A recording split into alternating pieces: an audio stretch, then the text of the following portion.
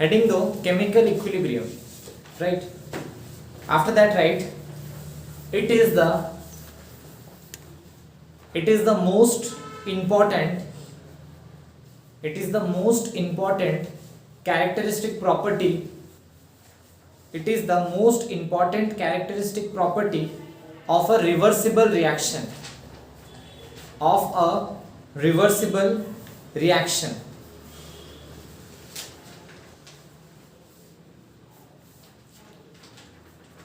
Second point you write, it is the state of reversible reaction. It is the state of reversible reaction, comma, at given temperature,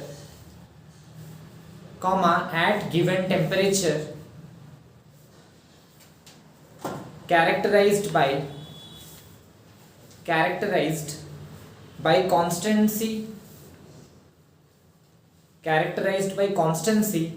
of certain observable properties,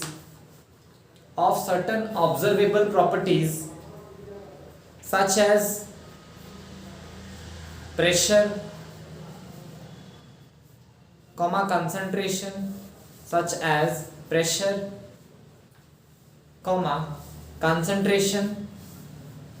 density, etc. Next point, the equilibrium state is dynamic in nature.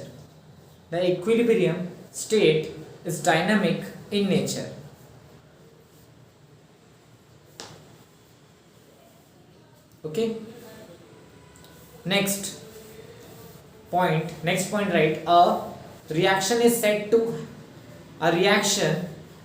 to have attained equilibrium when rate of forward reaction is equal to rate of backward reaction. Rate of forward reaction is equal to rate of backward reaction. Okay. So now you have to understand what is equilibrium first. In chemical reactions equilibrium को हम लोग बोलते हैं chemical equilibrium. But first we have to understand what is equilibrium. ये सिर्फ लागू होता है reversible reactions की. Only for reversible reactions. Pause for a second. It is applicable only for reversible set of reaction जहाँ पे reactant होता है, product होता है, and it is represented by sign like this. मतलब आगे भी जा रहा है, reactant से product बन रहा है, product से reactant बन रहा है. कोई भी reaction ऐसे proceed हो रहा है, suppose एक time आएगा जहाँ पे जितना reactant product बन रहा है उतना ही product reactant भी बन जा रहा है. तो तुम जान पाओगे क्या रिएक्शन हो रहा है बोल के? नहीं जान पाओगे, बिकॉज सोचो ये 100 ग्राम प्रोडक्ट है और 200 ग्राम रिएक्टेंट है. सोचो 10 ग्राम रिएक्टेंट प्रोडक्ट बन रहा है 1 सेकेंड में और 10 ये भी उल्टा उतना ही 10 ग्राम ही बन जा रहा है 1 सेकेंड में. तो तुम एक दिन बाद आके देखो सेम दिखेगा, 2 दिन बाद भी आके देखो सेम दिखेगा. So what happens actually, the concentration, यहाँ पे 2 पॉइंट है. कंसंट्रेशन ऑफ रिएक्टेंट जिसको रिप्रेजेंट करते हैं square brackets and product do not change. ये पहला समझने के लिए. और दूसरा है rate of forward reaction is equals to rate of backward reaction. Rate of forward reaction and rate of backward reaction क्या होना चाहिए? बराबर होना चाहिए. ठीक है. या तो rate of completion of reactant, rate of completion कितना रेट में कंप्लीट हो रहा है, completion of reactant should be equal to rate of formation of product. ठीक है ना. ये सारे अलग अलग स्टेटमेंट से रिप्रेजेंट होता है. जनरली ग्राफ से कैसे समझना है, ग्राफ से समझाते हैं. सपोज मैं रेट को यहाँ पे क्लासिफाई करता हूँ इन वाई एक्सेस, ठीक, एंड टाइम को मैं यहाँ क्लासिफाई करता हूँ. फॉरवर्ड रिएक्शन ऊपर बढ़ेगा, बैकवर्ड रिएक्शन नीचे आएगा. सोचो 0 से इनिशियली मान लो कुछ भी प्रोडक्ट बना रहता है क्या? नहीं बना रहता है. इनिशियली तो खाली रिएक्टेंट ही होगा, प्रोडक्ट तो नहीं होता. तो फॉरवर्ड रिएक्शन यहाँ से उठ के गया, बैकवर्ड रिएक्शन ऊपर से आया, बहुत लोगों का कंफ्यूजन कैसा होता है ग्राफ में, मैं समझाता हूँ। Like this, you sit properly. हाँ, rate of forward reaction and यहां पे ये क्या है, रेट ऑफ बैकवर्ड, जहां पे दोनों बराबर हो गए। इस जगह में हुए दोनों बराबर, तो इस टाइम को बोलते हैं इक्विलिब्रियम टाइम। तो this time is the time when you have attend equilibrium. तो this is equilibrium time.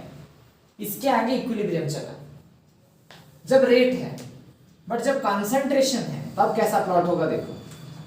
Suppose concentration है और यहां पे वापस टाइम है ना।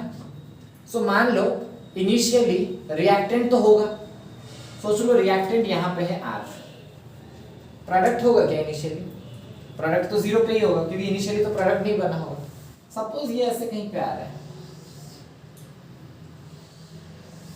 ऐसा टाइप का कुछ हो रहा है, तो जहां पे मैंने क्या बोला था, concentration of reactant and product do not change. Constant कहां से हो रहा है, यहां से देखो, इस जगह से, इसके बाद से फ्लैट हो गया ना कर्व। कर्व अगर फ्लैट हो गया, सोचो टाइम यहाँ 5 सेकंड हुआ है, 5 सेकंड में जो आंसर आएगा, 10 सेकंड भी जाऊंगा तो वही आंसर आएगा, 15 सेकंड में भी देखूंगा तो वही आंसर है, 20 सेकंड में भी देखूंगा तो वही आंसर है। फ्लैट लाइन तो फ्लैट हो चुका है ना। सिमिलरली रिएक्टेंट को भी देखेंगे तो यहाँ प्रोडक्ट था पहले, प्रोडक्ट बढ़ के कांस्टेंट हो गया, समझ गया ना। थोड़ा बहुत प्रोडक्ट बना, उसके बाद प्रोडक्ट और चेंज ही नहीं हो रहा है, मतलब अभी भी 200 ग्राम, थोड़े टाइम बाद भी 200 ग्राम, 200 ग्राम, जब भी देखो प्रोडक्ट का कॉन्सेंट्रेशन चेंज नहीं हो रहा। सेम क्या हो रहा है रिएक्टेंट, पहले रिएक्टेंट थोड़ा खत्म होगा ना, रिएक्शन जैसे ही चालू होगा टाइम चलेगा, रिएक्टेंट थोड़ा खत्म हुआ, एक टाइम के बाद फिक्स हो गया कांस्टेंट। तो यहाँ पे ये वाला टाइम को क्या बोलते हैं, इक्विलिब्रियम टाइम। बहुत लोग गलती क्या करते हैं, इसको ही सोचते हैं। ये कौन से केस में हो पाता है, जहां पे रेट वाला प्लॉट दिया होगा, अगर कंसंट्रेशन प्लॉट दिया तो जहां से फ्लैट हुआ है कर्व, उस पोजीशन को इक्विलिब्रियम पोजीशन का टाइम सोचते हैं। तो पहले टाइम के बारे में आइडिया आ गया, इक्विलिब्रियम कौन से टाइम पे होता है, ठीक है। From here the dynamics of equation stop changing. यहां तक डायनामिक्स चल रहा था, यहां से डायनामिक्स बंद हो गया। ओके, नोट इट डाउन जल्दी। Next we have to understand, right heading दो, understanding the dynamics of dissociation. Understanding the dynamics of dissociation of reactants. Understanding the dynamics of dissociation of reactants. तो देखो अभी दो तरह के केसेस हो सकते हैं। रिएक्टेंट्स जो होते हैं दो तरह के हो सकते हैं, जहां पे कैटेगराइज अगर करूंगा तो one type of reactant gives rise to product, one type of reactant gives rise to product, ठीक है। और दूसरा कैटेगराइजेशन ये होता है, more than one type of reactant, more than one type of reactant gives rise to product, gives rise to product. For example, अगर example ले लिया जाए, सपोज मैं यहां पे लिखता हूं एक तरह का रिएक्टेंट है, मान लो A gives rise to, जैसे 2A gives rise to 3B plus C। Reactant तो एक ही तरह का है ना, एक से ज्यादा रिएक्टेंट है क्या, वो एक ही रिएक्टेंट 2 मोल है, अलग बात है, बट है तो एक ही ना। बट यहाँ पे मोर than one type of reactant, मान लो जैसे कि 2A plus B plus 3C gives rise to 4D plus E। कितने तरह के रिएक्टेंट मिक्स हो रहे हैं, एक से ज्यादा तरह का। तो ये दोनों तरह के डिसोसिएशन के डायनामिक्स अलग होते हैं। इसका कैसे होता है, जब इनिशियली टाइम 0 है, मान लेता हूं इनिशियली मेरा टाइम 0 है, उस टाइम पे प्रोडक्ट कुछ होगा क्या, नहीं होगा, तो प्रोडक्ट दोनों क्या होंगे 0 0। और रिएक्टेंट कितना होगा, मान लो रिएक्टेंट दिया A है तो मैं A0 ले लेता हूं, रिएक्टेंट कितना है A0, समझ रहे हो या कोई डाउट है, A0। तो यहां पे एक टर्म इंट्रोड्यूस होगा which is called degree of dissociation, which is called what, degree of dissociation, जिसको हम लोग रिप्रेजेंट करते हैं अल्फा से। Degree of dissociation is nothing but number of moles dissociated, number of moles dissociated by initial moles. Degree of dissociation is what? Number of moles dissociated by initial moles. ये initial समय है, कुछ time के बाद इसमें से कुछ dissociate हो गया होगा कि नहीं हुआ होगा, कुछ समय के बाद रिएक्टेंट तो कुछ खत्म हुआ होगा ना। और थोड़ा सा रिवर्सिबल ही देना क्योंकि इक्विलिब्रियम की बात हो रही है, सिंबल चेंज करना, हर जगह में यही सिंबल यूज करना इस चैप्टर में एटलीस्ट, ठीक। सो इसमें डालते हैं alpha is equals to number of moles dissociated, number of moles dissociated by initial moles. Initial moles कितने थे इसके? ए नॉट था ना, तो ए नॉट को मल्टीप्लाई कर दो, तो A naught alpha is equals to क्या हो गया?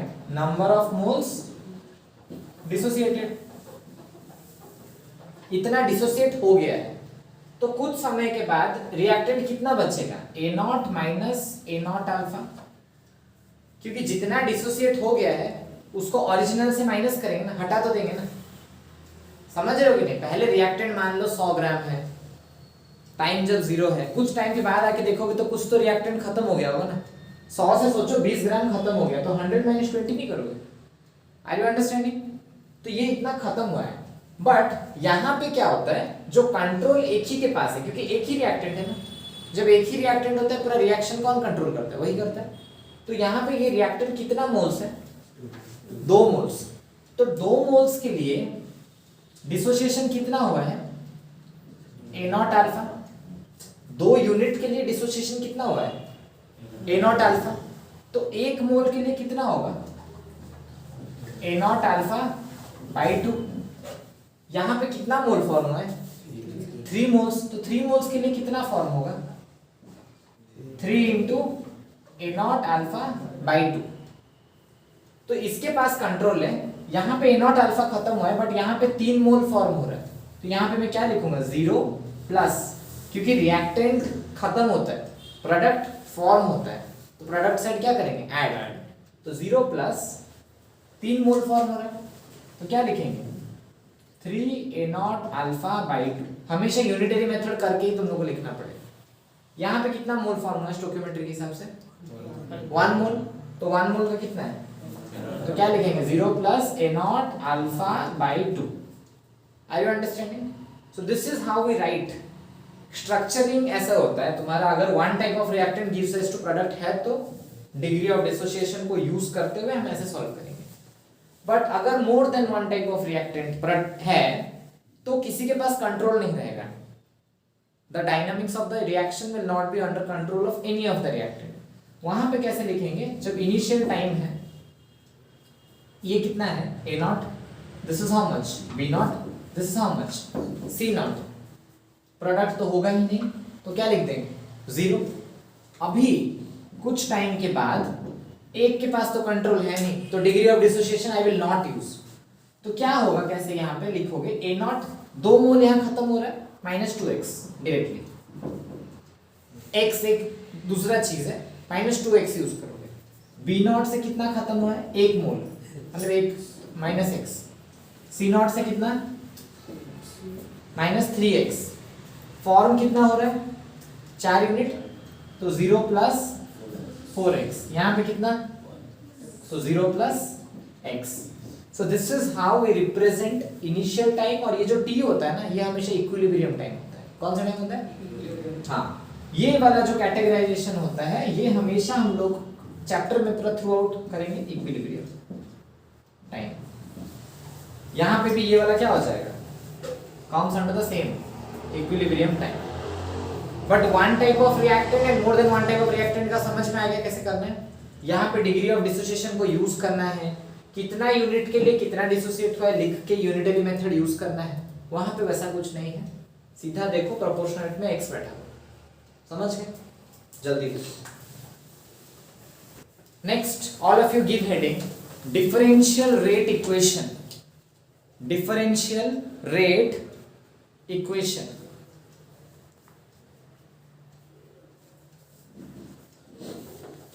Differential rate equation.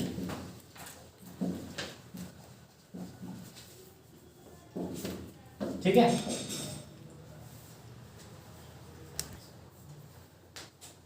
Differential rate equation में कैसे लिखते हैं हम लोग, सपोज मान लो ऐसा है कोई reaction 2a + 3b gives rise to 4c, तो लिखने का तरीका क्या होगा, a क्या हो रहा है, खत्म हो रहा है, a क्या हो रहा है, b भी क्या हो रहा है, खत्म, c फॉर्म हो रहा है। तो लिखने का तरीका ऐसा होता है, रेट लॉ के हिसाब से rate is equal to, a खत्म हो रहा है तो माइनस da, कंसंट्रेशन को ऐसे लिखते हैं माइनस da/dt, मतलब change in concentration of a per unit time.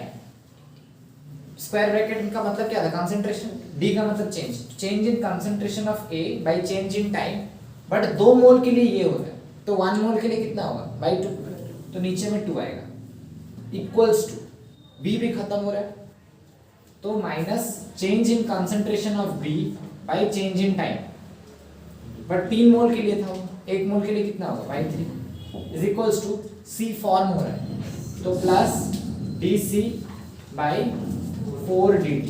So this is how you write differential rate equation. एक छोटा सा एग्जांपल तुम्हें समझा भी सकते हैं, ये डाउट होगा बहुत जन का। इनिशियल में a था, मान लो a0, ये था b0, ये था 0, प्रोडक्ट तो 0 होगा। ये मोर than one type of reactant है तो डायरेक्टली लिख सकते हैं a0 minus 2x, b0 minus 0 plus 4x। तो अगर एक एक को मैं लेके दिखाता हूं इक्वल कैसे होता है, माइनस da/2 dt, तो माइनस रहा, चेंज इन a मतलब क्या होगा, फाइनल माइनस इनिशियल, तो फाइनल है a0 minus 2x minus initial a0/2 into dt क्या होता है, change in time, final minus initial. तो दिस इज हाउ मच कटा, तो माइनस माइनस 2x/2t कट के x/t आया।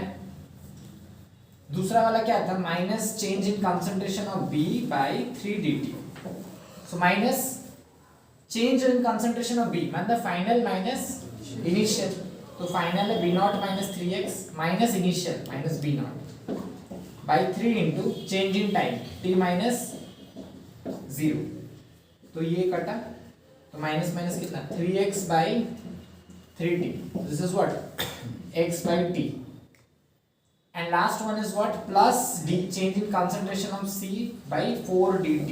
हाँ, तो change in concentration of c क्या हो जाएगा, final minus initial 4x minus 0/4 into change in time, final minus initial, तो this is again what x/t।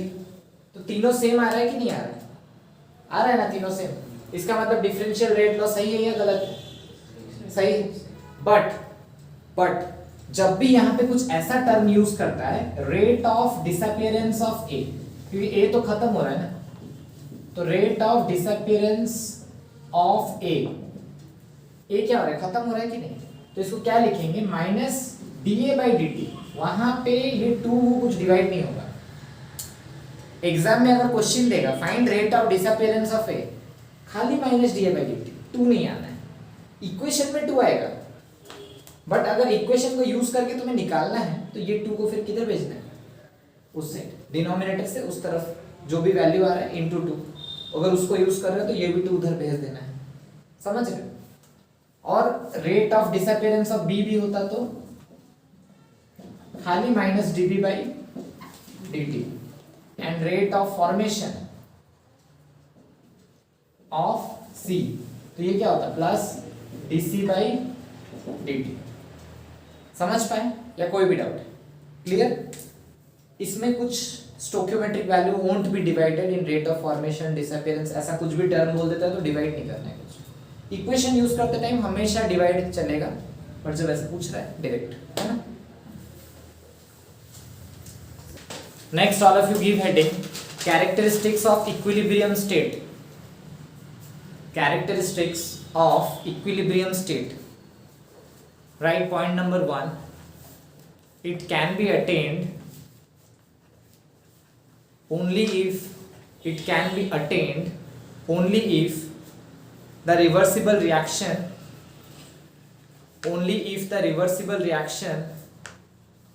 is carried out in closed vessel, only if the reversible reaction is carried out in closed vessel,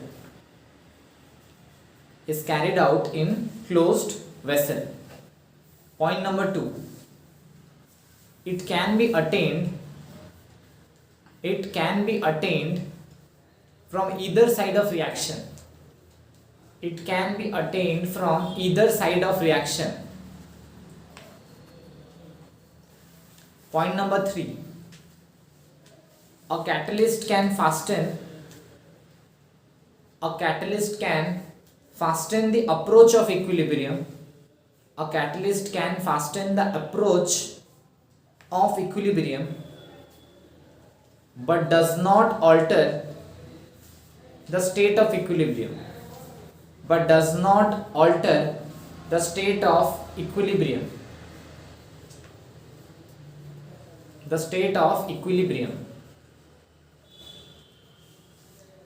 Next, fourth point, it is dynamic in nature but does not alter the state of equilibrium. Next point is it is dynamic in nature. Bracket में reaction does not stop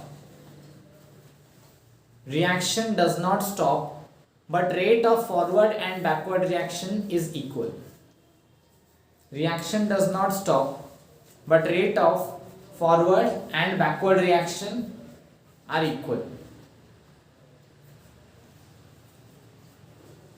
Last point, change of pressure, concentration or temperature. Change of pressure, concentration or pressure favors one of the reaction.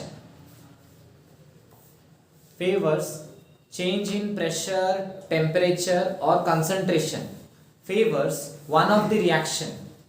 Bracket में लिखो forward और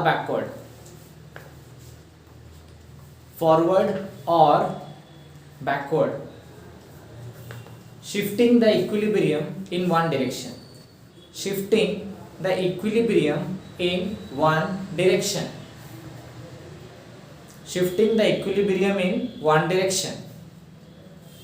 Okay.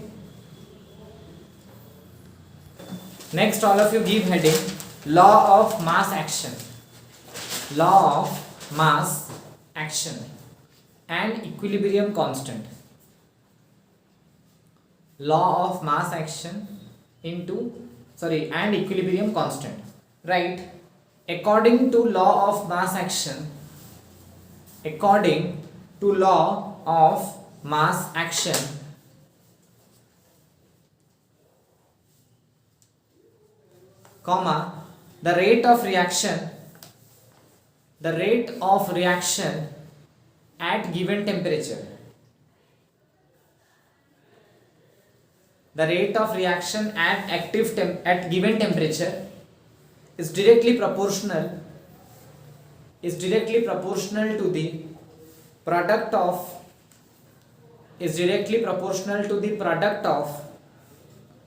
active masses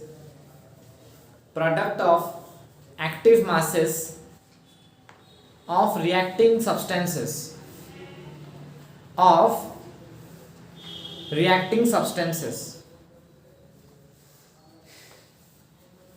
Each raised to power equal to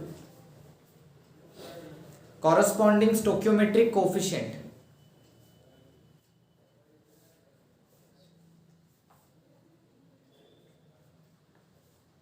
Okay, corresponding stoichiometric coefficient appearing in balanced chemical equations.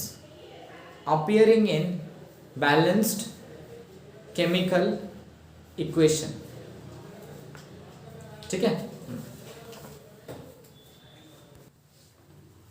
है. Suppose let me consider any equation small a to capital A. तो reactant capital A, stoichiometry उसका small a है, plus b into small b gives rise to c into capital C, plus I can consider this equation. ठीक. तो यहाँ forward भी जा रहा होगा, rate of forward, rate of backward, ठीक है। तो अभी लॉ ऑफ मास एक्शन के अकॉर्डिंग क्या बताया गया, रेट जो भी होता है, rate is proportional to reactant to the power stoichiometric coefficient, stoichiometric coefficient, यही बताया गया है कि नहीं। तो रेट ऑफ फॉरवर्ड जो होगा प्रोपोर्शनल टू रिएक्टेंट कौन है, ए है, तो कैपिटल ए का concentration to the power stoichiometric coefficient, तो उसको क्या बोलेंगे, ए इनटू, और भी तो है ना, बी भी तो है, तो B to the power B, proportional ऐसा होगा कि नहीं होगा। तो जब भी प्रोपोर्शनलिटी हटाएंगे तो एक कांस्टेंट आता है जिसको हम लोग क्या बोलते हैं, के एफ, क्या बोलते हैं, के एफ, के एफ को क्या बोलते हैं, equilibrium constant of forward reaction. This is what, equilibrium constant of forward reaction, ठीक है। सिमिलरली जब बैकवर्ड की बात हो रही है, बैकवर्ड के लिए रिएक्टेंट कौन है, ये दोनों सी और डी है कि नहीं। बैकवर्ड जब बात कर रहे हैं तो रिएक्टेंट कौन है, सी और डी, तो प्रोपोर्शनल टू क्या हो जाएगा, C to the power C and D to the power small d. तो प्रोपोर्शनलिटी को जब बंद करेंगे तो क्या आ जाएगा, K B C to the power small c and capital D to the power small d, है ना, ये होगा। And this one is what, this is 1, this is 2, and इसको क्या बोलेंगे, equilibrium constant for backward reaction, है ना, ठीक। तो अभी आते हैं इक्विलिब्रियम के पास। तो at equilibrium, so at equilibrium क्या होता है, rate of forward reaction is equal to rate of backward, मैंने बताया था इक्विलिब्रियम में ये होता है कि नहीं, ठीक। तो at equilibrium this thing happens, तो हम लोग लेके डालते हैं K F capital A to the power A is equals to K B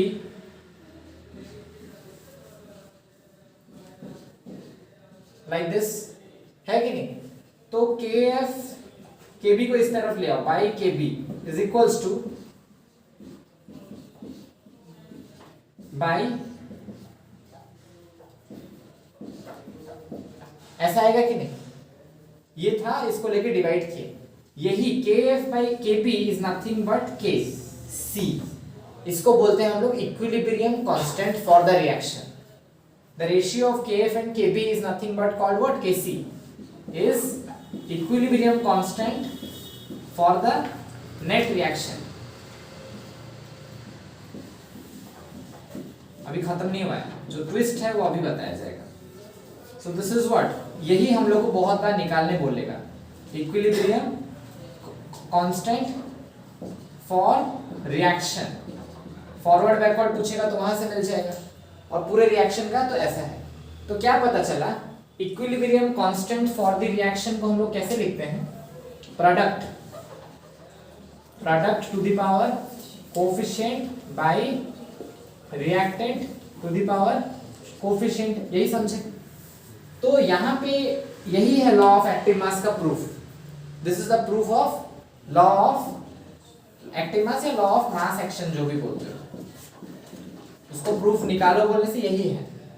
but यहाँ पे जो कंसंट्रेशन का जो सिंबल दिया गया ना, ये कंसंट्रेशन नहीं है, इसको क्या बोलते हैं, एक्टिव मास ऑफ कंपोनेंट, इसको क्या बोलते हैं, active mass of component.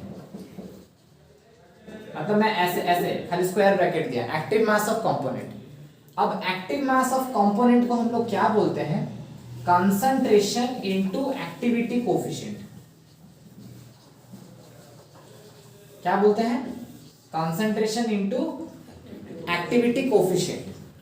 Activity coefficient becomes equal to fugacity. Activity coefficient को क्या बोलते हैं, इज इक्वल टू फुगासिटी, ठीक। और फुगासिटी कब बोलते हैं, only for dilute solution, for dilute solution बोलते हैं फुगासिटी। एंड डाइल्यूट सोल्यूशन के लिए फुगासिटी कितना होता है, 1 होता है, ठीक है, याद रहेगा या कोई डाउट? अब तक तुम्हारे लाइफ में ट्विस्ट इसलिए नहीं आया क्योंकि एंट्रेंस में एक्टिविटी शब्द यूज करेगा. The activity of the reactants was found to be, activity of A was found to be 0.3, B was found to be 0.7. तो तुम्हें जो मोलर कंसंट्रेशन दिया रहेगा डायरेक्टली मत लिख देना था. 0.3 अगर बोला है तो 0.3 इंटू कंसंट्रेशन करना, जो आएगा उसको यहाँ पे पुट करना.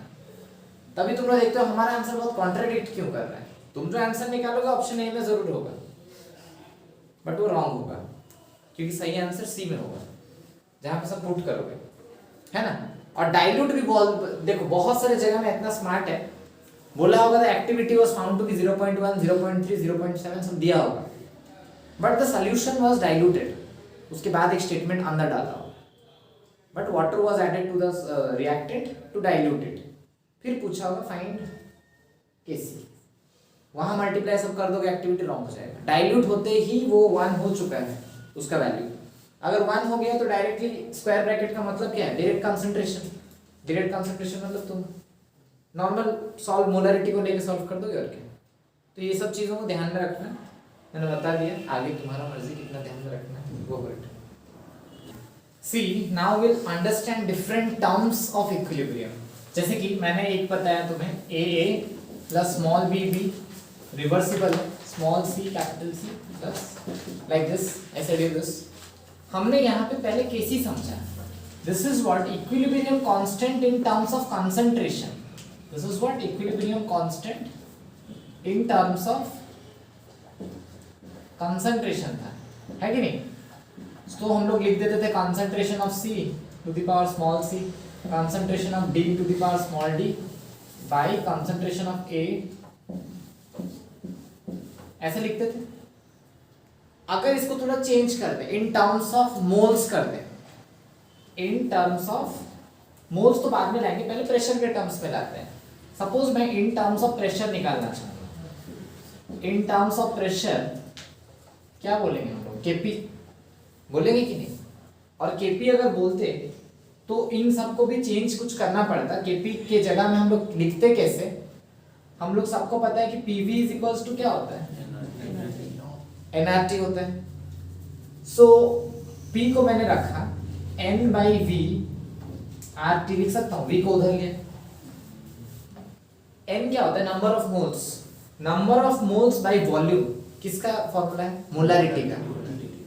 किसका है, molarity. Number of moles by volume. So this is what molarity. Molarity is what concentration. Molarity को ही कंसंट्रेशन बोलते हैं. तो P इज इक्वल्स टू हम लोग क्या लिख सकते हैं, CRT. P को क्या लिख सकते हैं, CRT. Kp क्या होगा, pressure of C to the power C, pressure of D to the power small d, pressure of A to the power small a, pressure of B to the power small b. ऐसे ही लिखा जाता है ना अगर pressure को लिखा जाता तो Kp is equals to pressure of A. तो मैं P को क्या लिख सकता हूं, CRT लिख सकता हूं कि नहीं. P can be written as what, CRT. Temperature तो सेम मैंने पहले ही बोला था, एट कांस्टेंट टेम्परेचर या at any fix temperature. Fix temperature मतलब सबके लिए टेम्परेचर क्या रहेगा, same. So P can be written as CRT. C क्या था, कंसंट्रेशन ऑफ C का कंसंट्रेशन क्या रहेगा, C ही रहेगा, इनटू RT. अगर यहाँ इसके जगह में CRT डालूंगा, C क्या था, कंसंट्रेशन ही तो था ना कैपिटल ब्रैकेट में. तो CRT to the power C, तो इसके पावर में भी C, RT to the power भी स्मॉल c आया कि नहीं. अभी PD के जगह में क्या लिखूंगा, कंसंट्रेशन ऑफ D RT. तो कंसंट्रेशन ऑफ D तो ये है, तो कंसंट्रेशन ऑफ D पावर में कौन है, D, RT to the power small d. समझ पा रहे हो कि नहीं सारे. यहाँ पे PA के जगह में concentration of A to the power small a, RT to the power small a, and यहाँ पे sorry B to the power small b, RT to the power small b, like this. So now Kp can be written as, इन सबको एक जगह कर दो, C to the power C, D to the power small d, A to the power small a, B to the power small b, into RT को एक जगह कर दो. RT टू द पावर क्या होगा, C plus D minus A plus B, क्योंकि A B तो denominator में है ना, वो तो माइनस होगा, न्यूमरेटर जब जाएगा तो क्या होगा, माइनस होगा कि नहीं, समझ रहे हो ना। सो इसी चीज को लिखा जाता है Kp इज इक्वल्स टू, ये क्या था, Kc था ना, तो Kc into RT to the power del Ng बोला जाता है। डेल Ng क्या होता है, sum of coefficient of reactants, sorry products minus reactants, समझे, दिस इज डेल Ng। प्रोडक्ट में जो है उनका सम, सी कोफिशिएंट का, C प्लस D हो गया, minus sum of coefficient of reactants, clear, del Ng के हिसाब से, बट ओनली फॉर गैसेस। ये वाला क्या होगा, ओनली गैसेस आर कंसिडर्ड, क्योंकि प्रेशर तो सिर्फ गैस का ही होगा ना, सॉलिड का तो प्रेशर नहीं होता, बात किसका हो रहा है, प्रेशर का, तो खाली गैसेस के प्रेशर होते हैं, so only gases are considered for del Ng। अगर सोचो ऐसा है, ये सॉलिड है, मान लो मैं छोटा सा तुम्हें दिखाता हूं, ऐसे जो भी चीज होता है उसके बगल में तो लिखा रहता है ना उसका स्टेट,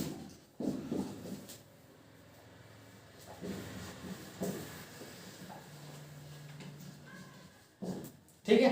तो इस केस के लिए, स्पेसिफिक केस के लिए डेल Ng क्या होगा, प्रोडक्ट में कौन कंसीडर होगा, जो गैस है सिर्फ B, रिएक्टेंट में कौन कंसीडर होगा, सिर्फ B, समझ गए।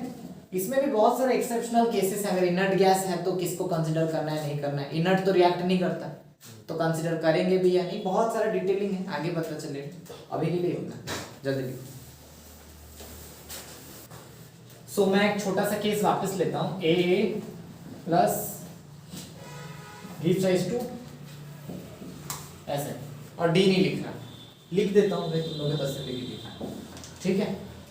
सो Kp, अभी यहां से क्या पता चला था, Kp was what, pressure of A, pressure of B, sorry C and D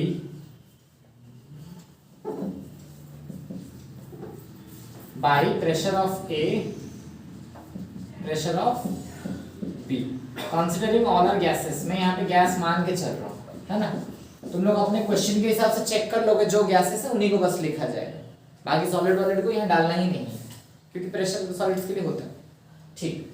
तो अभी ये सारे प्रेशर जो है, जब everything is gas, Pc is what actually, partial pressure of C, जब सारा मिक्स रहता है तो उसको क्या बोलेंगे, पार्शियल प्रेशर ऑफ C। वैसे ही PD partial, PP of D, PA partial pressure of A and PB B। तो पार्शियल प्रेशर को रिप्रेजेंट कैसे करते थे हम लोग, ठीक है, जैसे कि एक कंटेनर है, उसमें number of moles of A है Na, Nb, Nc, Nd, ये सारे मिक्स होके हैं। पार्शियल फ्रैक्शन कैसे निकलता है, partial pressure of A is moles of A into total moles by total moles, Na, Nb, Nc, Nd into total pressure. समझ पा रहे हो लिखने का तरीका, मोल फ्रैक्शन इनटू टोटल। जैसे कि देखो इस रूम में 4 जन का मतलब सॉरी प्रेशर है, मतलब गैस है, ठीक है, 4 तरह का गैस है, ठीक है। तो एक गैस का क्या कैसे बोलोगे, उसका प्रेशर कितना है, moles of that gas by total moles into total pressure. जैसे टोटल से हिसाब निकालते हो ना, टोटल का कितना हिस्सा उसका हो रहा है, वैसे ही pressure of B will be what, Nb by summation of n, total जितने भी हैं इनटू P टोटल। वैसे ही Pc पूछा जाएगा तो Nc by total moles into P total, ये समेशन का साइन है, एंड PD भी क्या हो जाएगा, Nd bye summation of n into P total. ये आएगा कि नहीं आएगा, ठीक। अब इसमें ही वो सब चीजें को डाल देते हैं, तो Kp is equals to Pc के जगह में क्या डालेंगे, Nc इनटू P टोटल को मैं P ले लूं क्या, लेट P टोटल भी लिखने के लिए तकलीफ नहीं होगा, कैपिटल P बस ले लिया मैंने, ओके। तो Nc into P by summation of n, ठीक, फिर Nd into P by summation of N by N A by summation of N to the power A and moles of B by summation of N, यहाँ पे into P छोड़ दिया था मैंने, into P by B to the power B. ठीक, अब इसको हम लोग कैसे लिखेंगे, स्पेस का जरूरत है। This can be written as Kp is equals to, पहले सारे मोल्स को एक जगह लिखता हूं, Nc to the power A into Nc to the power C Nd to the power D by Na to the power A into Nb to the power B। Can be written और not? बचा कौन? P by delta n, तो into P by summation of n whole to the power C plus D minus A plus B होगा कि नहीं? And वही चीज क्या था, delta N G, C plus D minus A plus B. तो directly मैं क्या लिख सकता हूँ, डेल्टा एन जी लिख सकता हूँ कि नहीं? तो के पी इज इक्वल टू, ये सारे चीजें जो है किसके लिए, मोल्स का कॉन्सेप्ट, मोल्स का moles of C to the power C, moles of D to the power D, ऐसे करके ये मोल्स के टर्म्स में है कि नहीं? तो इसको रिप्रेजेंट क्या किया जाता है, के एन के टर्म, केसी को कंसंट्रेशन के टर्म्स, केपी को प्रेशर के टर्म्स में, के एन को मोल्स के टर्म में। यहाँ पे लिख देता हूं मैं, के एन जब आएगा वैसे moles of C to the power C, moles of D to the power D by moles of A to the power A, moles of B to the power B. So that is what, K N. तो क्या लिख सकते हैं, K N into total pressure by summation of total moles to the power delta N G. So this is also a formula.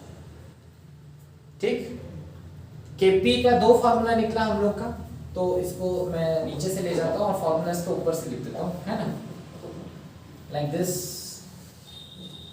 KP is equals to KC into RT to the power del N G हो सकता है, Kp is equals to Kn into total pressure by summation of total moles to the power del ng.